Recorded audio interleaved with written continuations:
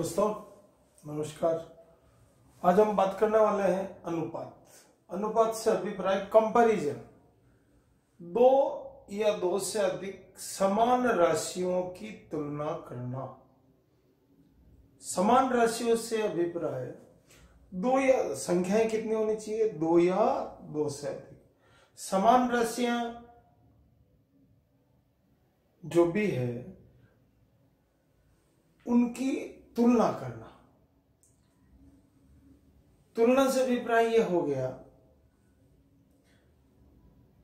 दो या तीन चार पांच सात 10 20 आदमियों की सैलरी की तुलना करना, आय की तुलना करना। किसकी कितनी, किसी की 10,000, किसी की 20,000, किसी की 50,000, तो उनकी आय कितनी है उसकी तुलना करना।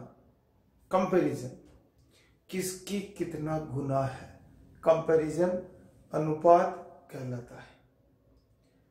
खर्च, मान लीजिए कोई एक दिन में 5 रुपए खर्च करता है, कोई 10 रुपए खर्च करता है, कोई 20 रुपए खर्च करता है, तो उस खर्चे का क्या अनुपात है, उनके बीच क्या संबंध है, वो कहलाता है अनुपात।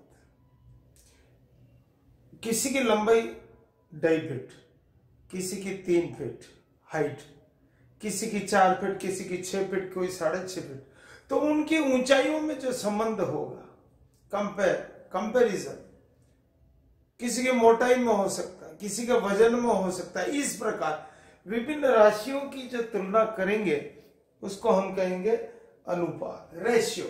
दो या दो से अधिक, सबसे मुख्य बात है राशियां समान होनी चाहिए। समान राशियों की तुलना करना अनुपात कहलाता है, दो या दो से अधिक। इसमें कंडीशन है कम से कम 2 राशि होनी चाहिए, उससे अधिक हो सकती है। अधिक समान राशि, समान से अभिप्राय आदमी की आय हो सकती है, व्यय हो सकता है, खर्च हो सकता है, भार हो सकता है, ऊंचाई हो सकती है। इस तरह से हम तुलना जो करेंगे वो कहलाएगा अनुपात। क्या कहलाएगा? अनुपात। तो इसका अभिप्राय क्या हो गया? इसमें कम से कम 2 संख्या होनी चाहिए, समान राशियां होनी चाहिए। इसका चिन्ह है ऐसे 2 बिंदु लगा करके, इसको कहते हैं रेशियो या अनुपात। ठीक है। अब अनुपात है क्या? एक राशि से दूसरी राशि कितना गुना है, कितना है। मान लीजिए 1 के पास 2:3, इसका अभिप्राय क्या हो गया? 2/3। ये कंपैरिजन हो गया।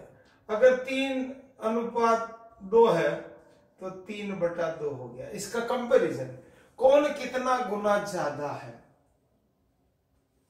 ये क्या कहलाएगा? अनुपात कहलाएगा। अनुपात को ए अनुपात भी लिखते हैं। इसको सरल रूप में 2:3, मान लीजिए उदाहरण 2:3, इसको सरल रूप में लिखेंगे 2/3। दूसरा उदाहरण 3:2 तो 3/2, इसको कहते हैं सरल रूप।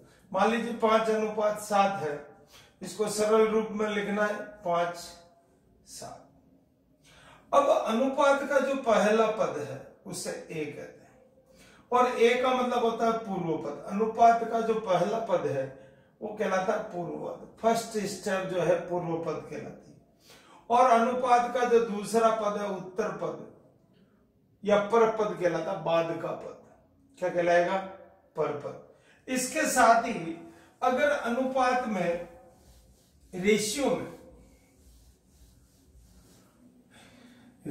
में व्युत्क्रम की बात करेगा, किसकी बात करेगा? व्युत्क्रम अनुपात। देखिए ए अनुपात बी का व्युत्क्रम, व्युत्क्रम से अभिप्राय समझना है। देखिए 2:3 का व्युत्क्रम 3:2, 5:7 का व्युत्क्रम 7:5। ध्यान से देखेंगे आपको समझ में आएगा कि ए अनुपात बी में जो पहला पद है वो दूसरा हो रहा है, दूसरा पद पहला हो रहा है। इसका मतलब पूर्व पद पर पद बन रहा है और उत्तर पद पूर्व पद बन रहा है। इसका मतलब अनुपात को उल्टे क्रम में उल्टे क्रम में लिखना व्युत्क्रम कहलाता है। क्या कहलाता है? व्युत्क्रम। 2:3 को 3:2 में जब आप लिखोगे तो ये क्या हो जाएगा? व्युत्क्रम। इसका उपयोग सामान्य तौर पर किसी काम को जल्दी करना हो, आदमियों की संख्या बढ़ानी हो, उस समय पर व्युत्क्रम का उपयोग किया जाता है। ये कंपटीशन के लिए बहुत महत्वपूर्ण एक्सरसाइज है, इसलिए इसको पूरी सावधानी से समझें। अब सरल अनुपात से अभिप्राय। सरल अनुपात simple ratio.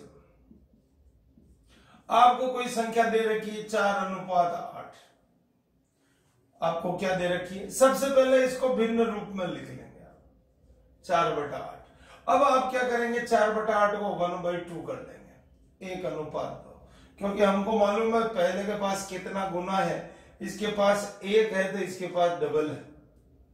This is comparison 1:2। इसका मतलब 1:2 इसके बीच में संबंध हो गया। 25:60 संबंध निकाल रहे हैं। 25/60 5:12। इस प्रकार से हम अनुपात पे बात कर सकते हैं। इसमें कम से कम 2 राशियां होनी आवश्यक है। आइए बात करते हैं समानुपात। अनुपात के बाद आता है समानुपात।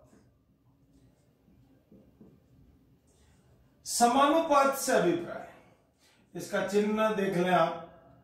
अनुपात में 2 बिंदी होती थी, अब इसमें क्या डबल हो गया, क्योंकि हम 2 की जगह 4 राशियों की तुलना करने वाले हैं।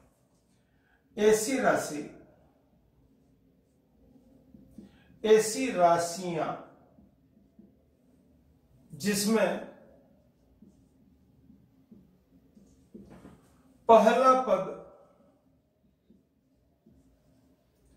दूसरे पद के तथा तीसरा पद चौथे पद के समान अनुपात में। मुख्य चीज क्या है? समान अनुपात में।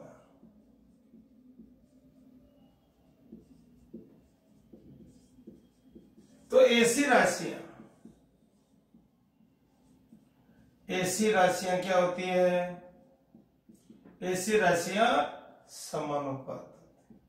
समानुपाती और इस गुण को समानुपात कहता है। देखिए समझिए क्या कह रहा है। पहली राशि दूसरी राशि के, पहली राशि ए दूसरी राशि बी, पहली राशि दूसरी राशि के तथा तीसरी राशि चौथी राशि के समान अनुपात। अगर इन दोनों का अनुपात और इन दोनों का अनुपात समान है तो इनके बीच जो संबंध होगा उसको कहते हैं समानुपात। क्या कहेंगे? समानुपात। ए अनुपात बी, सी अनुपात बी। इस सूत्र का बहुत सी जगह उपयोग होता है। इसका उपयोग ऐसे होगा, ये दोनों मध्य पद है और ये है बाह्य पद। कौन है? बाह्य पद। ये है मध्य पद। तो यहां पर एक सूत्र बनेगा, मध्य पद का गुणा बराबर बाह्य पद का गुणा।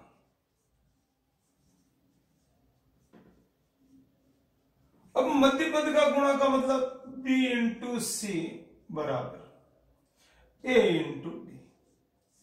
एक ही बात है, इंटू लगा लो, ए डी लिख लो, a इंटू डी। अब हमको इन 4 राशियों में से 3 राशियां अगर मालूम है तो हम चौथी राशि इस सूत्र के द्वारा हम निकाल सकते हैं। हमको इसकी जानकारी होनी चाहिए। इसी के साथ एक और आता है विततानुपात। वितता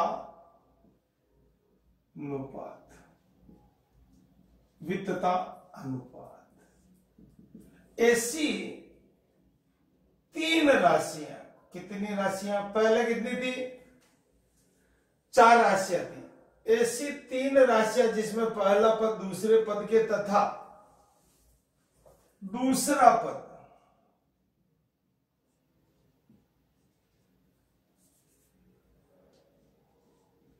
तीसरे पद के समान अनुपात में हो, ऐसी राशियां वित्त अनुपात में होती है। कैसे बात करते हैं, आइए बात करते हैं। पहले 4 राशि थी, अब कितनी हो रही है, 3 राशि। ए अनुपात बी समानुपात बी अनुपात से। इसमें राशियां कितनी है, 3। ए और बी का रेशियो और बी और सी का रेशियो समान अनुपात में, सूत्र वही लग रहा है। बाह्य पद का गुणा मध्य पद का गुणा, मध्य पद का गुणा बराबर बाह्य पद का गुणा।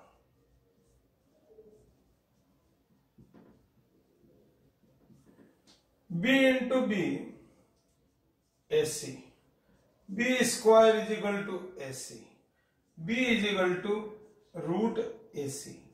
अब इसी कंडीशन में भी हम 3 राशियां मालूम हो तो हम पहला पद, मध्य पद और तीसरा पद ज्ञात कर सकते हैं।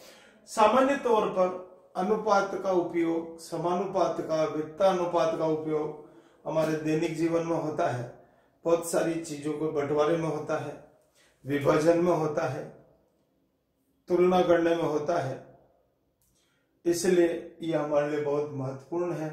आज मैंने प्रारंभिक परिभाषाएं बताई है, इसके साथ हम अगले वीडियो में इसके समस्याओं पर बात करेंगे। धन्यवाद।